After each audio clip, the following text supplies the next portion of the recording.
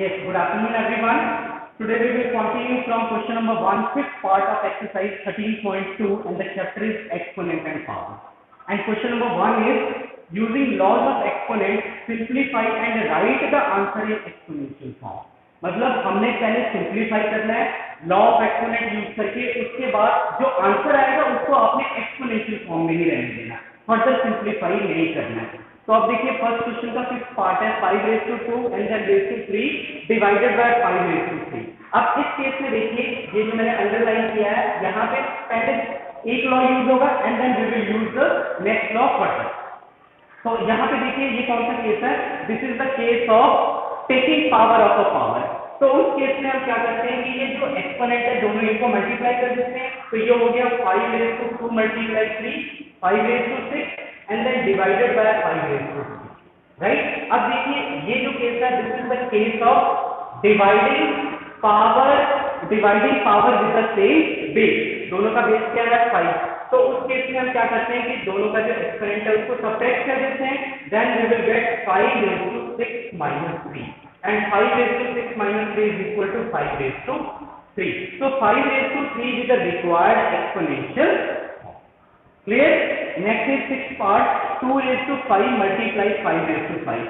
अब देखिए यहाँ पे कौन सा लॉ यूज होगा, अब इन दोनों में तो है एक्सपोनेंट सेम है बेस डिफरेंट है, तो ये कौन सा केस हो गया, this is the case of multiplying power with the same exponent, right. तो उस केस में हम क्या करते हैं कि जो बेस है उनको मल्टीप्लाई कर देते हैं, 2 multiply 5 and then raised to 5, ठीक है। तो 2 multiply 5 कितना हो गया 10 and then 10 raised to 5, so 10 raised to the power 5 with the required exponential form, ठीक है। Next is seventh part is a raised to 4 multiply b raised to 4। Again you can see this is the case of multiplying power with the same exponent। तो इसमें भी हमने क्या करना है कि बेस को मल्टीप्लाई करके उन सभी का जो एक्सपोनेंट है इकट्ठा हमने 4 लिख देना, तो a multiply b 4 raised to 4 और you can simply write a b raised to the power 4, right। So a b 4 raised to the power 4 is the required exponential form। Next is eighth part is 3 raised to 4 again raised to 3। अब देखिए ये कौन सा case है, again this is the case of taking power of a power. तो उसमें simple अभी हमने ये फर्स्ट पार्ट किया, उसमें यही सेम लॉ यूज किया, तो उसमें हमने सिर्फ एक्सपोनेंट को मल्टीप्लाई कर देना है, तो ये हो गया 3 raised to 4 multiply 3 and this is equal to 3 raised to the power 12। so 3 raised to the power 12 is the required exponential form, right। Next question number 2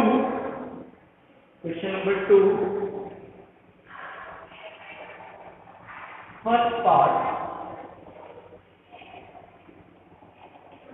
बहुत इजी है। क्वेश्चन नंबर 2 भी simplify and express each of the following exponential form. तो इसमें भी जो answer है आपने exponential form में ही रहने देना सिंप्लीफाई करने के बाद। तो फर्स्ट पार्ट है हमारे पास 2 raised to the power 3 multiply 3 raised to 4 multiply 4 divided by 3 multiply 32। और बेटे यहाँ पे जो इन क्वेश्चंस में हमने क्या करना है, डायरेक्ट ऐसे इसको ब्रेक करके सिंप्लीफाई नहीं कर देना, हमने इसमें मैक्सिमम लॉज जो है एक्सपोनेंट के वो यूज करने, मैक्सिमम लॉ यूज करना है। इन सभी को आप चाहे एक्सपोनेंशियल फॉर्म में हर एक वैल्यू को आप एक्सपोनेंशियल फॉर्म में लिखकर जो मैक्सिमम लॉ जो है वो आपने यूज करना है। इन क्वेश्चन में जो चैप्टर एक्सपोनेंट एंड पावर्स है उसमें आपने maximum law of exponent use करना है। तो अब देखिए ये भी यहाँ पे ऐसे कर देना कि 2 multiply 3 फिर कटिंग कर देनी है, that method is also correct, but आपने क्या करना है, you have to use maximum laws of exponent, right. तो अब देखिए यहाँ पे 2 raised to 3 है मल्टीप्लाई 3 raised to 4, इस 4 को हम ऐसे लिख सकते हैं 4 is equal to 2 multiply 2 2 multiply 2 कितना होगा 4, तो 2 is multiplying by itself 2 times, तो 2 मल्टीप्लाई 2 को हम क्या लिख सकते हैं 2 रेज़ टू द पावर 2। इसी तरह यहाँ पे 32 है, तो 32 को हम ऐसे लिख सकते हैं 2 मल्टीप्लाई 2 मल्टीप्लाई 2 मल्टीप्लाई 2 मल्टीप्लाई 2 करके देखिए, ये 2 to the 4, 4 to the 8, 8 to the 16, 16 to the 32। It means 2 is multiplying by itself 5 times, so it can be written as 2 raised to the power 5। ठीक है, क्यों? क्योंकि जब ये एक्सपोनेंशियल फॉर्म में होंगे तभी हम इनको इसमें लॉ ऑफ एक्सपोनेंट यूज कर सकते हैं। अगर ये एक्सपोनेंशियल फॉर्म में नहीं होंगे तो हम लॉ ऑफ एक्सपोनेंट यूज नहीं कर सकते। तो यहाँ पे 4 है, तो 4 can be replaced by 2 raised to the power 2। ठीक है, वो मैंने साइड में आपको एक्सप्लेन किया होगा। Next, over 3 multiply 32, 32 is equal to 2 raised to the power 5, right. अब क्या करना आपने, 2 को सेपरेट कर लेना, 3 को एक तरफ कर लेना। जैसे मैंने इसको ऐसे लिख लिया 2 raised to the power 3 multiply 2 raised to the power 2 whole divided by 2 raised to the power 5, right. इसको मैंने सेपरेट कर लिया। इसी तरह यहाँ पे multiply 3 raised to the power 4 divided by 3 raised to the power 1। अगर कुछ नहीं लिखा है तो उसका एक्सपोनेंट क्या है 1। क्लियर? अब देखिए, अब यहाँ पे आप लॉ ऑफ एक्सपोनेंट यूज कर सकते हैं। ठीक है, जैसे यहीं पे जहां पे मैंने ये लॉ रखा है, ये देखिए ऊपर से न्यूमरेटर की बात कर रहा हूं मैं। This is the case of multiplying power with the same base. दोनों का बेस क्या है 2, तो उस केस में हम एक्सपोनेंट को ऐड कर देंगे, तो ये हो गया आपका 2 raised to the power 3 plus 2 and then divided by 2 raised to the power 5। ठीक है, एंड देन मल्टीप्लाई। अब देखिए ये कौन सा केस है, this is the case of dividing power with the same base. ये दोनों डिवाइड हो रहे हैं और दोनों का जो बेस है वो 3 है, तो ये किसके इक्वल हो गया 3 raised to the power 4 minus 1। ठीक है, तो ये हो गया 2 raised to the power 5 divided by 2 raised to the power 5 multiply 3 raised to the power.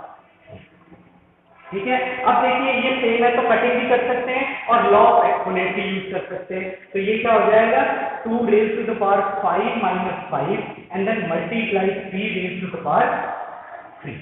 ठीक है, 5 माइनस 5 कितना हो गया 0, तो ये हो गया आपका 2 raised to the power 0 multiply 3 raised to the power 3। ठीक है, अब 2 रेज़्ड टू द पावर की वैल्यू कितनी होगी 1, तो ये हो गया 1 multiply 3 raised to the power 3। तो 1 को उससे मल्टीप्लाई करेंगे तो वो वैल्यू एज इट इज रहेगी, तो ये क्या आ गया 3 रेज़्ड टू द पावर।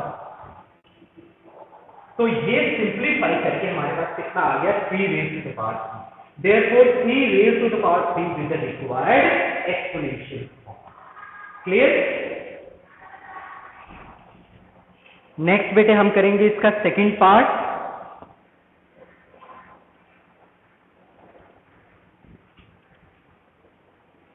इसको मैं आपको एक बार और एक्सप्लेन कर देता हूं। ये देखिए 2 रेज़्ड टू द पावर 3 है, ये 3 रेज़्ड टू द पावर 4 है।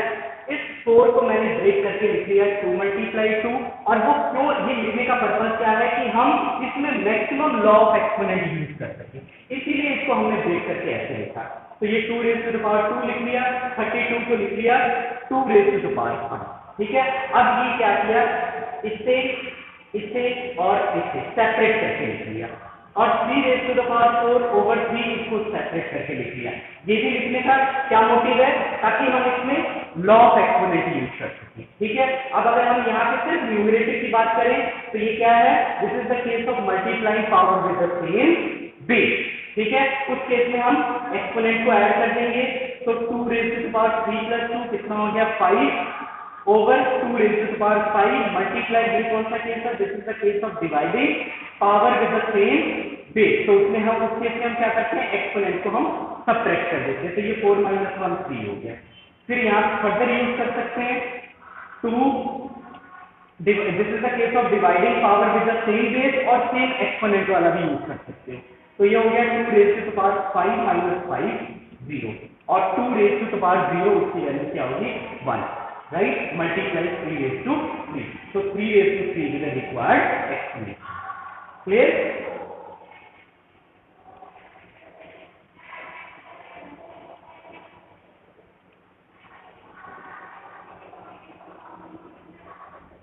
Next is second part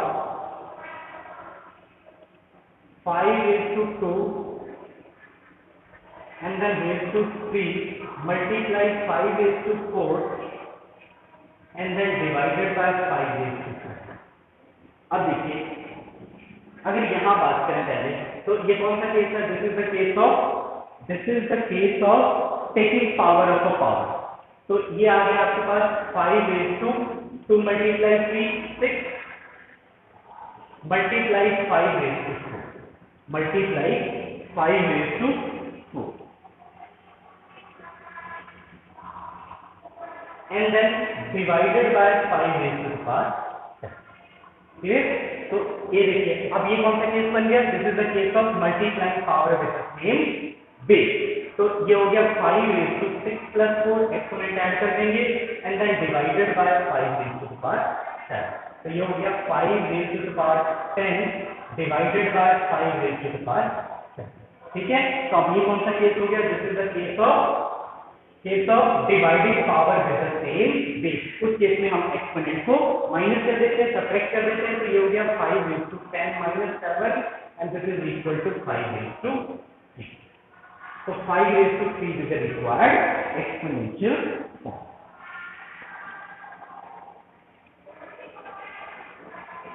Next is fourth part.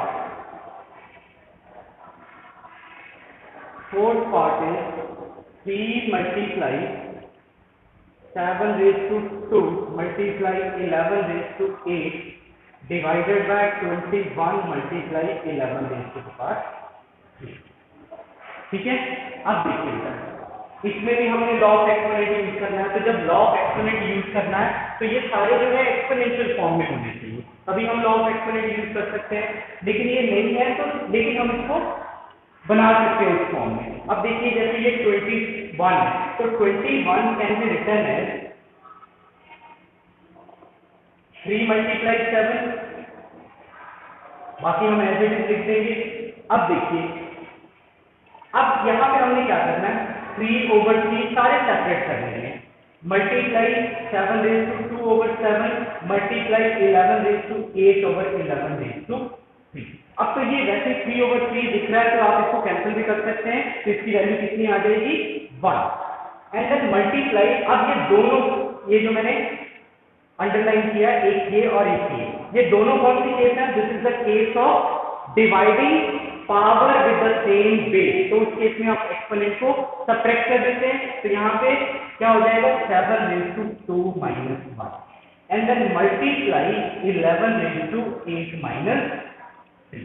11 raised to 8 minus 3. तो ये 1 लिखने की जरूरत नहीं है. ये आ गया 7 raised to 1 multiply 11 raised to 5. Right? तो 7 raised to 1 multiply 11 raised to 5 is the required exponential. ठीक है?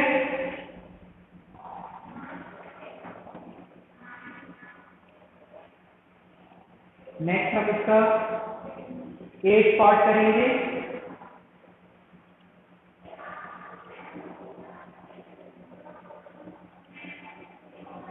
नेक्स्ट इज 8 पार्ट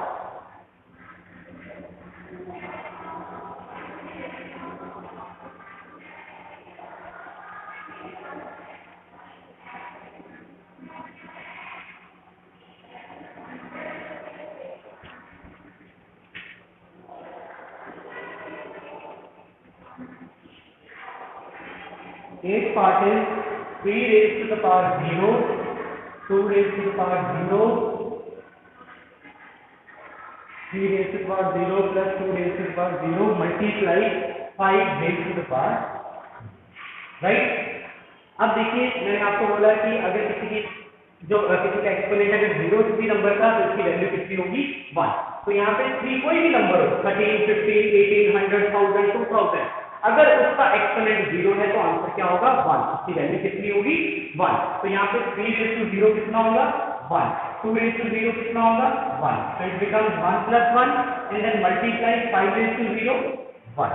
तो ये हो गया 1 plus 1 2 multiply 1 is equal to 2. So 2 be the required answer. 2 be the required answer. अब इसको exponential form में लिखना तो आप सिंपल ऐसे लिख सकते हैं 2 रेज़ टू द पावर 1, ठीक है।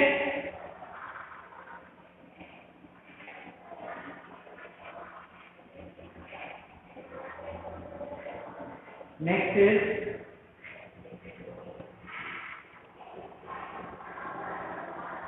9th part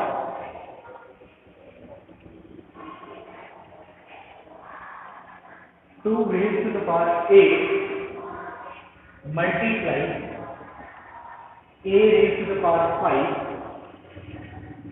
divided by 4 raised to the power 3 multiply a raised to the power 3, right.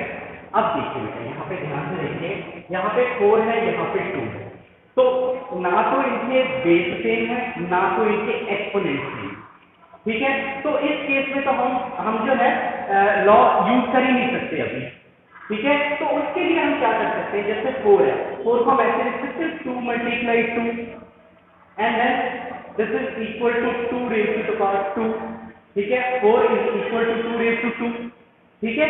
तो इस 4 raise to the power 2 raise to 2 और इसका जो फर्दर इसका एक्सपोनेंट कितना है 3, जैसे हमने 4 को लिख दिया 2 रेज़ टू द पावर 2, अब फर्दर अगर हम इसका एक्सपोनेंट कर दें 4 रेज़ टू द पावर 3, ठीक है, तो इसका एक्सपोनेंट भी हो जाएगा 2 raise to the power 2 raise to the power 3, तो ये कितना हो गया 2 raise to the power 2 multiply 3 6, ठीक है।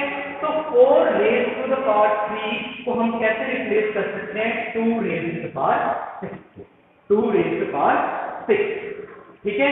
तो ये हो गया आपका 2 रेज़ टू 8, क्योंकि ये देखिए सिर्फ हमने ये 4 को रिप्लेस किया, 4 को कैसे रिप्लेस किया 2 रेज़ टू 2, 2 रेज़ टू 2, और ये फर्दर जो है इसका एक्सपोनेंट कितना था 3, तो जब ये 2 से मल्टीप्लाई होगा तो कितना हो गया 6, 2 रेज़ टू द पावर 6। ध्यान से देखिए फिर से, यहाँ पे 4 है, 4 को मैंने लिख लिया 2 multiply 2 and this is equal to 2 raise to 2।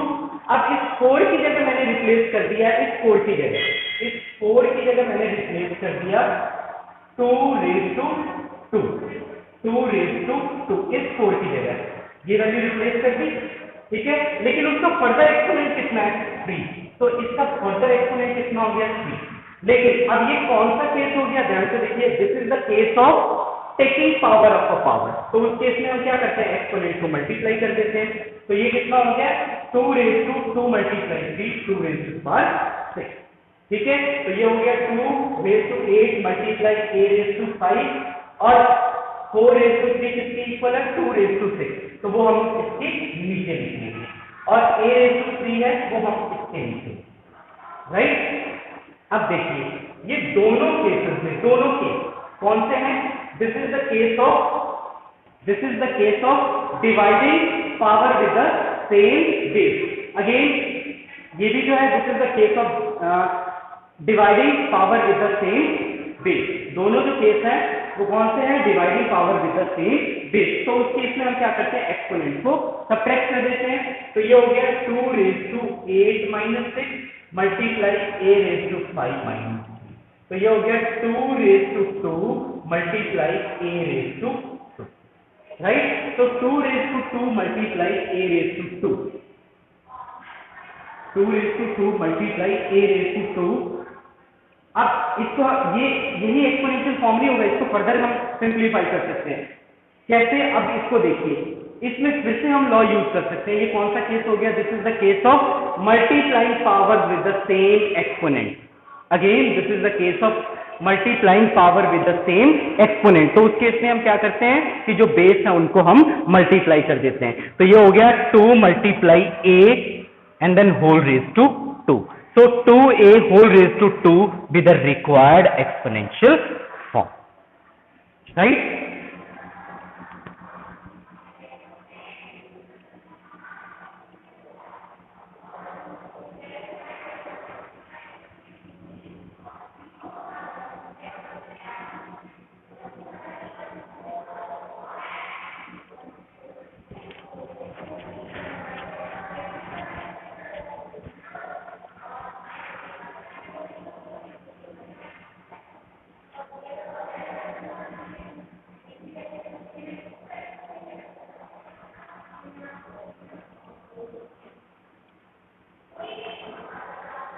Next इसका 12th पार्ट देखिए, 12th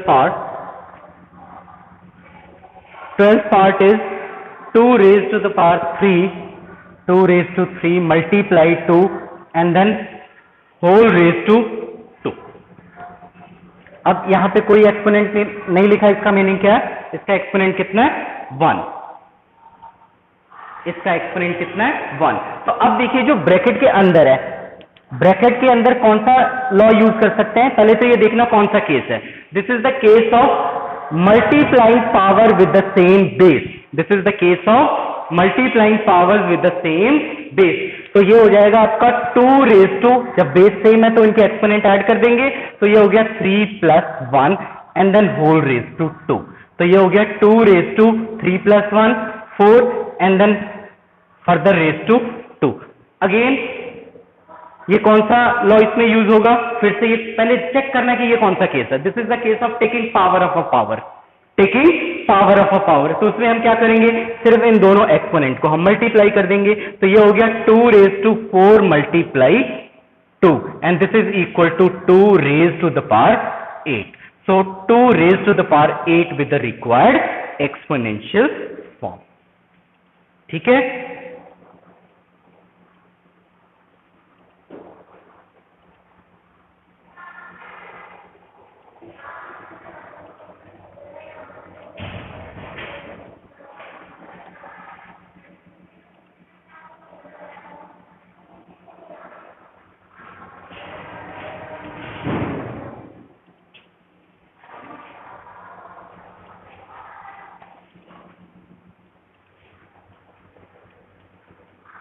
Yes, बेटे. Next is question number 3. Question number 3 is say true or false and justify your answer. अब देखिए क्वेश्चन नंबर 3 है, उसमें आपने ये चेक करके बताना है कि वो स्टेटमेंट ट्रू है या फॉल्स है. अगर ट्रू है तो क्यों ट्रू है, अगर फॉल्स है तो क्यों फॉल्स है, उसको आपने जस्टिफाई करना है. क्लियर? और वो जस्टिफिकेशन कैसे होगी? दोनों को हम सिंप्लीफाई करेंगे, उसके बाद ही हम चेक कर सकते हैं कि ये ट्रू है कि फॉल्स है. क्लियर? तो सबसे पहले हम इन दोनों साइड्स को सिंप्लीफाई करेंगे. First of all taking left hand side. तो लेफ्ट हैंड साइड क्या है? This is 2 raised to the power 3 multiply 3 raised to the power 2. Clear? 2 raised to the power 3 कितना होगा ये? 2 multiply 2 multiply 2 और 3 raised to 2 कितना होगा? 3 multiply 3 and this is equal to 8 multiply 9 and this is equal to 72 and this is equal to 72. 9 8 72. Next is 6 raised to 5. इसको भी हमने simplify करना है. 6 raised to 5 को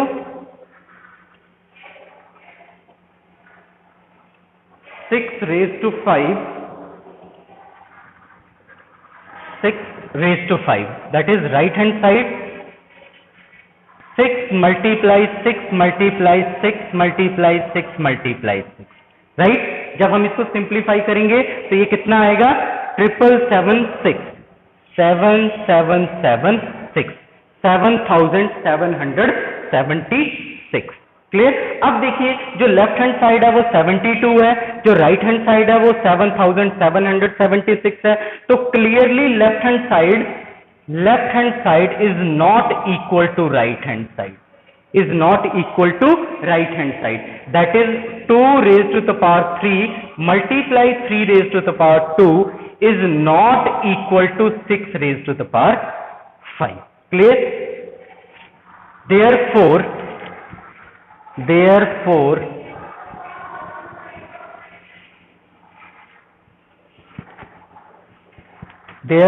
2 raised to the power 3 multiply 3 raised to the power 2 is equal to 6 raised to the power 5 is false. So this is a false statement. Right? This is not true. Next is fourth part. Fourth part is 3 raised to the power 0 is equal to 1000 raised to the power 0. अभी ये मैंने आपको explain किया, कोई भी number हो अगर उसका एक्सपोनेंट 0 है तो आंसर कितना होगा? 1. उसकी वैल्यू कितनी होगी? 1. So here you can see that left hand side is equal to 3 raised to 0 and this is equal to 1. Again right hand side 1000 raised to the power 0 and again this is equal to 1. Therefore clearly left hand side, ये side इसके equal है, right hand side. Left hand side is equal to right hand side. Therefore 3 raised to the power 0 is equal to 1000 raised to the power 0 is true statement. So this is true, right? तो ये question number 3 जो है ये complete हो गया आपका.